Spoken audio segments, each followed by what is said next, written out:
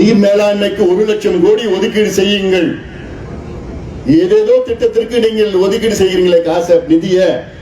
நமக்கு வருகின்ற தலைமுறைகள், அடுத்த 50 ஆண்டு, அடுத்த 100 ஆண்டுகள் தமிழ்நாட்டில் உள்ள தலைமுறைகள் மகிழ்ச்சியோடு வாழ வேண்டும் என்றால் இன்று நீங்கள் 1 லட்சம் கோடி நீர் மேலாண்மை திட்டத்திற்கு ஒதுக்கீடு செய்யுங்கள். இதற்காகத்தான் கர்நாடகாவோட சண்டை போட்டுட்டு இருக்கோம், கேரளா கூட சண்டை போட்டுட்டு இருக்கோம், ஆந்திரா கூட சண்டை போட்டுட்டு இருக்கோம். ஆனா நமக்கு வர தண்ணிய வீணாக்கிட்டு இருக்கிறோம். நமக்கு போதுமான மழை இருக்கு, ஆனா தண்ணி எல்லாமே கடலுக்கு போயிடுது. நம்ம நீர்நிலைகள் ஒண்ணு இல்ல, தூர் வாரல, இருக்கிற நீர்நிலைகள் எல்லாம் காணாம போயிடுச்சு. நான் சொன்னேன் மேட்டூர் உபரி திட்டம், இது ஆறுகளை இணைக்கின்ற திட்டம். இது அவ்வளவுதான். இன்டர்லிங்கிங் ஆஃப் ரிவர்ஸ், ஆங்கிலத்தில் சொல்ல புரியும் சில பேர். ஆறுகளை இணைக்கின்ற திட்டம் இது. இது சும்மா ஏதோ கடல்ல போறது. சரபங்க ஆறு, திருமணிமுத்தாறு, வசிஷ்ட நதி, தென்பெண்ணை பாலாறு இணைக்கின்ற திட்டம், பாலாறு செய்யார் இணைக்கின்ற திட்டம்,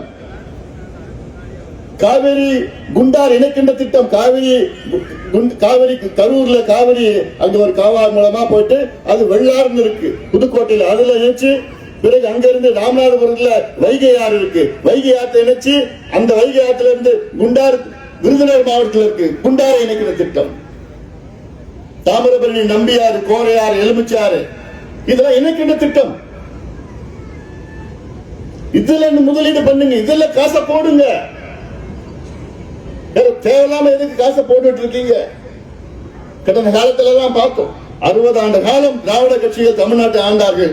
ஆனால் அவர்கள் செய்த மிகப்பெரிய தவறு என்னன்னா, நீர் மேலாண்மை பற்றி கவலைப்படாமல் இருந்ததுதான் மிகப்பெரிய தவறா நான் பார்க்கிறேன்.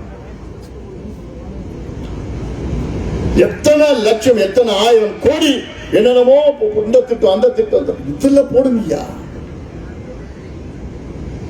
இந்தியாவிலே அதிகமா நகரமயமாக்கிய மாநிலம் தமிழ்நாடுன்னு சொல்றாங்க. நகரமயமாக்கியது என்ன தெரியுமா? அர்பனைசேஷன், நகரத்தை நோக்கி மக்கள் செல்கின்றார்கள்.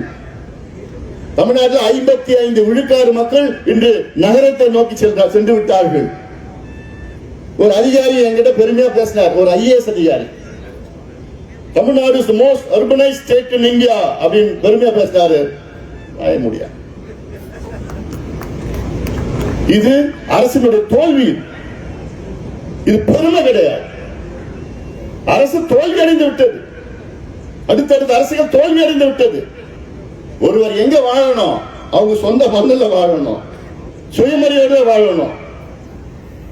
அவங்க எங்க எங்க இருக்கிறாங்களோ அங்கே நீ மருத்துவமனை, பள்ளிக்கூடம், விவசாயம், நீர், அவங்க வாழ்வாதாரம் அங்க கொடுக்கணும், அங்கேயே வாழணும். அவங்க தான் அதை அடையாளம். அந்த அடையாளத்தை தொலைச்சிட்டு சென்னையில போய் அங்க போய் குப்பையை பொறுக்கிறது, பிளாட்ஃபார்ம்ல படுக்கிறது, இது வளர்ச்சி கிடையாது, இது வீழ்ச்சி. இதற்கு என்ன முக்கியம்?